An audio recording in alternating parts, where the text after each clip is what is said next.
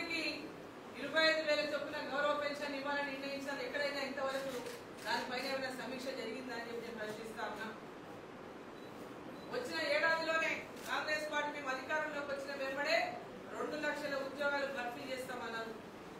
మరి ఇప్పటిదాకా మరి ఎన్ని ఉద్యోగాలు భర్తీ చేసిన చెప్పి ప్రశ్న. కనీసం నోటిఫికేషన్ల ద్వారా మరి గ్రూప్ 2 అదే మరి ఎగ్జామ్స్ ఏవైతే గ్రూప్ 2 కానీ గ్రూప్ 3 కానీ గ్రూప్ 4 కానీ ఎక్కడైనా ఎన్ని ఖాళీలు ఉన్నాయి, మరి ఎన్ని పోస్టులకు ఎప్పుడు నోటిఫికేషన్ ఇవ్వాలి, ఎప్పటిలోగా భర్తీ చేస్తామనేటువంటిది మరి ఒకసారైనా వీళ్ళు ఇంతవరకు ఆలోచించిందా అని చెప్పి నేను ప్రశ్నిస్తా ఉన్నా.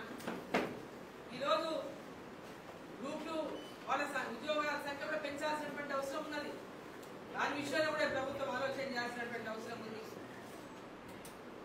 ఈరోజు ఆయన అంటున్నాడు 30,000 ఉద్యోగాలు ఇచ్చామంటారు. ఎక్కడ ఇచ్చినా ఎవరు తెలుస్తారు, ఎవరు పైన మాకు ఉద్యోగం అనుకుంటాం. మరి ఎక్కడ ఇచ్చినా 30,000 ఉద్యోగాలు వాళ్ళకే తెలియదు. కేవలం గాల్లో మాటలు చెప్పి కాగితాల మీద రాతలు చూపించి ప్రజల్ని మోసం చేసేటటువంటి పరిస్థితి తప్ప ఎక్కడ కూడా ఇప్పటిదాకా చేసినటువంటి పరిస్థితి లేదు. చదువుకున్నటువంటి పిల్లలు ఉద్యోగాల కోసం ఎదురు చూస్తున్నటువంటి నిరుద్యోగులకు నెలకు 4,000 రూపాయల నిరుద్యోగ వృత్తి ఇస్తామన్నారు. మరి ఇప్పటిదాకా ఎక్కడైనా ఏ ఒక్కరికైనా నిరుద్యోగ వృత్తి అందజేసిండ్రా? 5 నెలల కాలం అయింది. ఇప్పటిదాకా ఎంతమంది నిరుద్యోగులు ఆ విధంగా అర్హులు ఉన్నారనే విషయమైనా గుర్తించిండ్రా? ఈరోజు కేవలం మాటలు మాట్లాడి ప్రజలను మభ్యపెట్టి ఇగో చేస్తాం అగో చేస్తాం అనుకుంటేనే టైం పాస్ చేసుకుంటూ పోతున్నటువంటి పరిస్థితి ఈరోజు ఈ కాంగ్రెస్ ప్రభుత్వంలో కనపడతా ఉంది.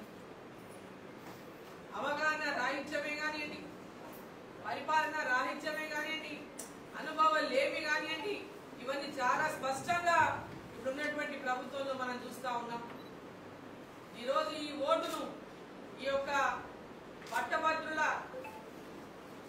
శాసన మండలి ఎన్నిక ఏదైతే జరగబోతా ఉందో, ముఖ్యంగా ఈ ప్రాంతం వాళ్ళు చాలా విద్యావంతులే కాదు, చాలా ఇంటలెక్చువల్స్ కూడా మేధావులు ఉన్నారు ఈ ప్రాంతంలో. పెద్ద ఎత్తున ఖమ్మం కానీ, వరంగల్ కానీ, నల్గొండ కానీ మేధావులు ఎక్కువగా ఉండేటటువంటి జిల్లాలు ఈ 3 జిల్లాలు పెద్ద ఎత్తున.